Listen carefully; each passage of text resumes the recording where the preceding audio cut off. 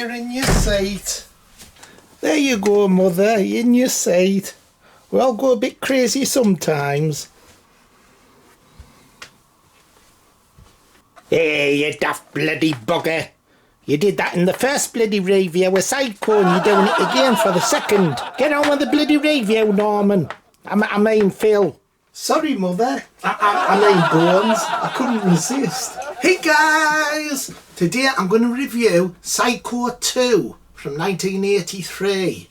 Don't forget to subscribe because I'm going to do some great horror films coming up soon for Halloween. Killer.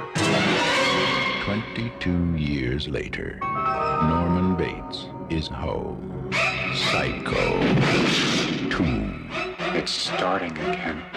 Psycho 2 came out in 1983 and it's set 23 years after the first film. Psycho 2 was written by Tom Holland and directed by Richard Franklin. Robert Bloch wrote the 1959 novel Psycho. He also wrote a novel called Psycho 2 in 1982, but this film's unrelated to that novel, and he wrote a third one called Psycho House in 1990. Anthony Perkins agreed to star in the film after reading the script. He wasn't going to star in it to start with, but after reading the script he agreed to it. The film also stars Vera Miles, who was in the first film, Meg Tilly and Robert Loggia, and the music was by Jerry Goldsmith, another outstanding score.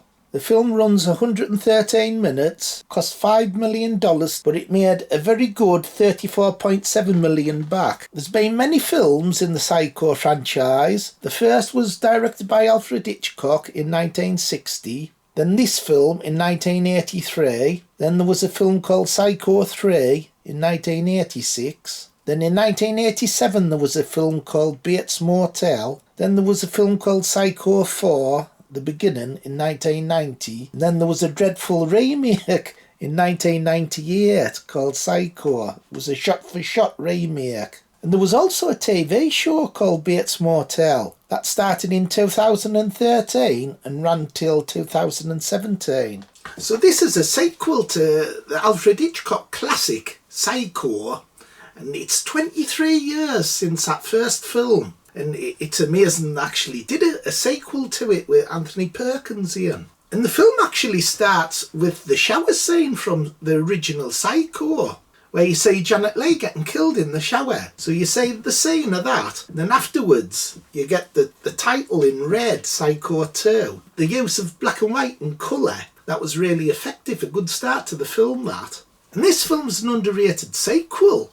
When people think of sequels, they always think, oh, it's going to be crap. And like a sequel to Psycho, such a brilliant film, the audience will have thought, yeah, it's going to be rubbish. But it was actually really good. There are a few things that irritate us about the film, though. The ending, for a start, but I'll get to that later. The main thing about this film's Anthony Perkins' performance. I think he's actually better in this film than he is in the original. This film's all about his character, where the original it kind of went to different people, but it's more focused on him, this film. And he gives a brilliant performance of a man suffering from mental illness. He's not over the top either. You can tell he's got mental problems, but it's done in a kind of subtle way. And I thought it was a brilliant performance. And the film's kind of about people's attitudes to people who have mental illness. There's like a stigma attached. And people in the film are kind of not forgiving Norman for what he did years ago.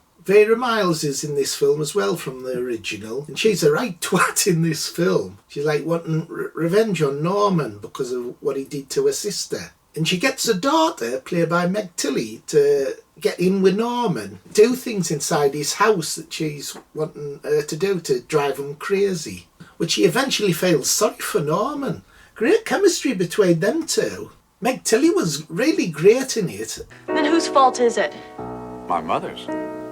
She's the one who's been doing the killing to protect me. She told me so herself. Oh, Norman. You're mad, don't you know that? You're mad as a hatter.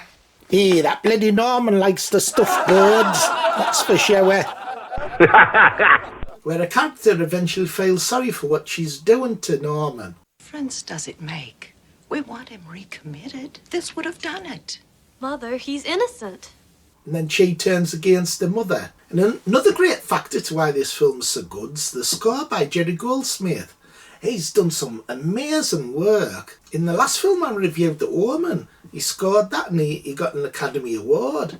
But he's done some brilliant films in the past. Planet of the Apes, Poltergeist, Logan's Run, the Rambo franchise. He did 5 films in the Star Trek franchise, Total Recall. He's done absolutely loads of brilliant films. And television work. He's worked on TV shows like The Twilight Zone. So outstanding, that really, the amount of brilliant stuff he's done. Another good point to this film is that the sets are the same as in the original. You get the house, you get the interior. It's all done exactly the same. Really good, that. Great continuity to the first film. There's some good scenes as well. I love it when Norman fires the landlord who's running the hotel, because he's having people having sex and doing drugs. They hate each other, and there's a good scene where Norman's working in a cafe. I don't know how he managed to get a job working in a cafe. Hey, how the bloody hell did Norman get a job working with bloody food and knives after poisoning his mother and stabbing folk? Soft as bloody shit. That's right, Bones. But he does get a job working in the cafe, and there's a good scene where he confronts the landlord who was running his hotel. Cut it out, Toomey! Norman? You talking to me, wacko? Oh, that's beautiful. Go on, Psycho. Pick it up. Come on, pick it up. There's a lot of great scenes. I love Vera Miles' character in the mouth with a knife.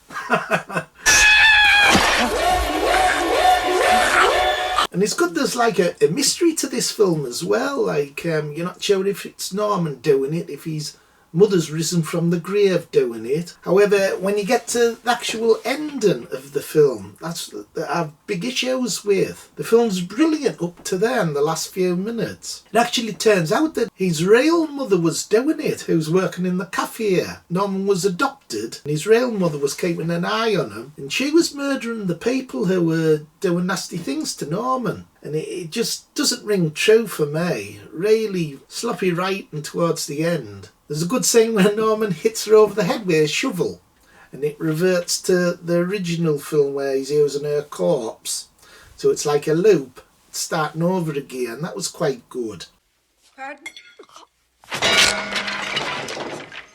But to have her actually doing the killing, that was too much for me. It kind of spoilt the film a bit. Hey, his real bloody mother did all the bloody killings. Soft as bloody arseholes, that bugger. This film could have been an absolute classic if they'd done a better ending. So overall, I thought this film could have been so much better. It could have been an absolute gem. Because of the silly ending, though, it does knock a couple of points off me mark. So out of 10, I'm going to give this one 8 out of 10. Very underrated film, well worth watching. So not as good as the original film, but what could top the first film, but still a brilliant sequel. Did you think, Bones, did you like it? I thought it was a good film, Phil. Norman sorts the buggers out. Okay, everybody, bye. See you next time. Subscribe and share. Bye. Bye.